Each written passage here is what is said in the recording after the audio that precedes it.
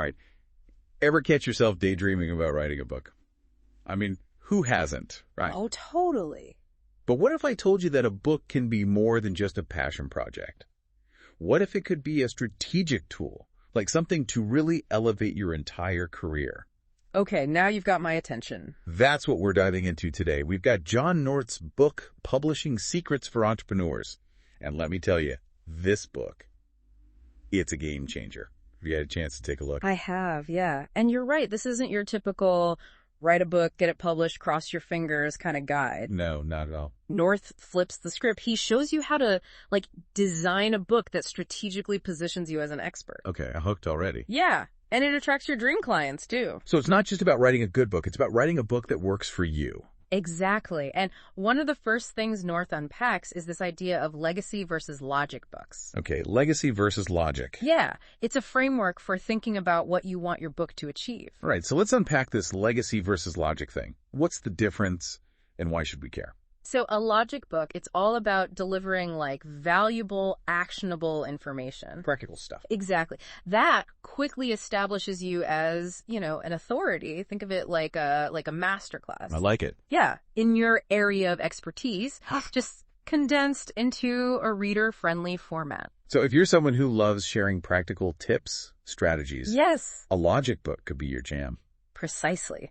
Now, on the other hand, a legacy book, it's more about your journey, right? Your story, the experiences that have shaped, your perspective. I got it. So for all the chefs out there, a cookbook packed with your signature recipes, cooking secrets, that's a logic book. Mm-hmm. But your memoir about your culinary journey, the kitchens you've conquered, the mentors who inspired you, that's legacy book territory. Right. Perfect analogy. Nailed it. And what's interesting is that North suggests that if you're looking to build a business around your book, starting with a logic book might be the more strategic move. That makes a lot of sense. Establish yourself as the expert, gain that credibility, and then bam, you've got a ready-made audience primed for your next move. So speaking of moves, this book lays out a 90-day plan to go from idea to published author. 90 days. Yeah. And it's not some pie in the sky if I only had the time kind of plan. Right. North breaks it down into manageable phases, each with concrete steps you can follow. It starts with designing. And this isn't just about cover art. It's about defining your target audience, crafting a book that resonates with them. So it's about strategy from the get-go. Yes. I like it. Right. What comes after designing? Next up is creating, the actual writing process, and then publishing, where you handle all the, technical aspects of getting your book out into the world. But it doesn't stop there. North also emphasizes the importance of promoting your book and evolving your platform based on the response you receive. I love how this framework takes you beyond just writing the book. It's a more holistic approach, to building a platform around your expertise. And for those of us who feel perpetually short on time, North has some pretty brilliant, rapid content creation strategies. Mm-hmm. Yeah. He talks about leveraging existing material like presentations, interviews, even your daily work notes. Right. He encourages you to see the hidden potential in the content you've already created. Yeah. Turn those keynote speeches into chapters. Transform client interactions into compelling case studies. It's true. It's a game changer, especially for busy individuals. It's amazing what you can pull from your, day-to-day work, a content goldmine. Yeah, absolutely. And speaking of gold, North has this intriguing idea about performing your content. Really resonated with me. Performing your content. Okay, tell me more. So instead of staring at a blank page, imagine talking through a chapter, right, as if you were giving a presentation or having a conversation with, a colleague. Like we are right now. Exactly. Love it. Record yourself. You capture that natural energy, that flow of ideas, and then have it transcribed. Game changer for anyone who struggles with writer's block. Totally. Or, for anyone who wants to inject more personality into their writing. Exactly. That's brilliant. I could see how that would make the writing process so much more, engaging and efficient. Definitely. Okay, so you've got a solid manuscript. It's full of valuable content. But let's be honest. We all know a book is nothing without a killer cover, right? Oh, you're preaching to the choir. A compelling cover is crucial. Absolutely. And North dedicates an entire section to, demystifying this.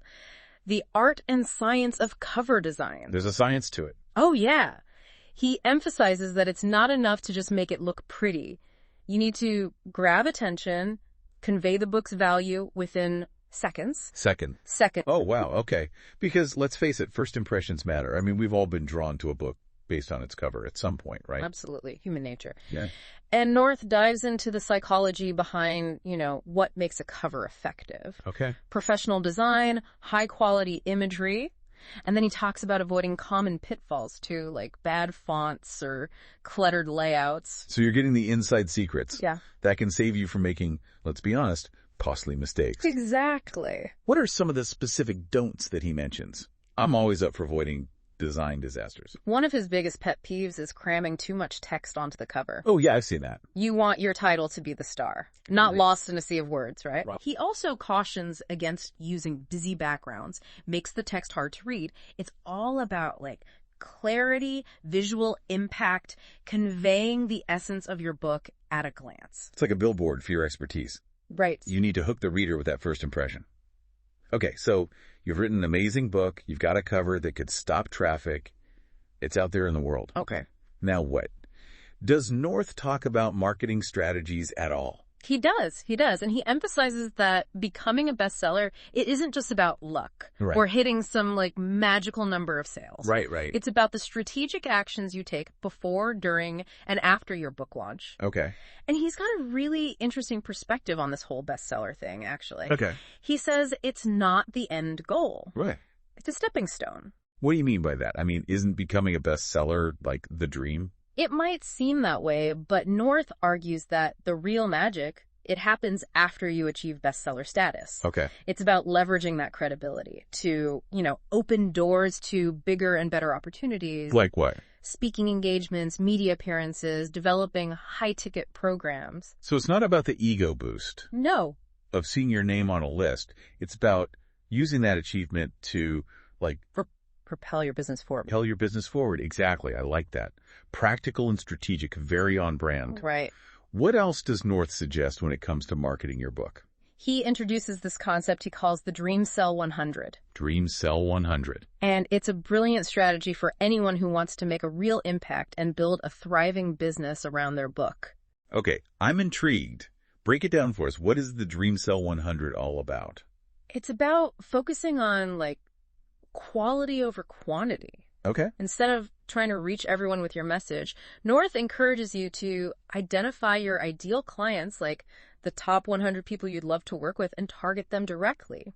So it's about getting really laser focused with your marketing efforts. Yeah. Instead of casting this wide net, you're going after the people who are most likely to resonate with your work, become, those loyal fans. Exactly. I like it. And this is where that 90-day plan we talked about earlier comes full circle. Right. Because you're not just writing and publishing a book in isolation. Right. You're building an ecosystem around your expertise. You're creating this ripple effect using your book as a catalyst. Precisely. Your book becomes this launch pad for building relationships, offering high-value services, even creating a community around your work. Right.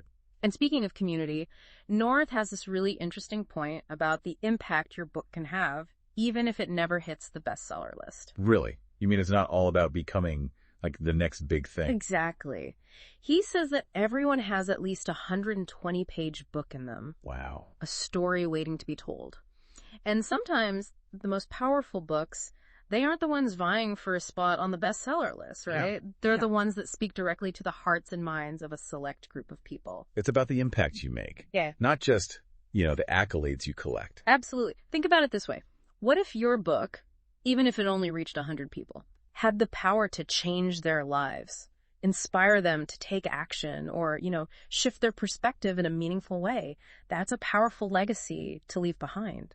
It really puts things in perspective. Yeah. It's not always about mass appeal, but about the depth of the impact you make. Exactly. And that's what I find so inspiring about North's approach. He encourages you to think bigger, to see the potential in your ideas, and to recognize that a book can be a catalyst for extraordinary things, both for yourself and for your readers. It's true.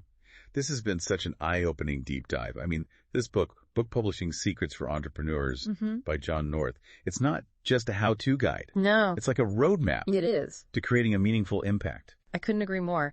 It's about approaching your book as a strategic asset, a tool for, amplifying your message and creating opportunities that might have seemed out of reach before. So as we wrap up here, here's a question for you to ponder. Okay. What's the book that's waiting to be written inside of you? Ooh. What knowledge, experiences, or stories do you have that could benefit others?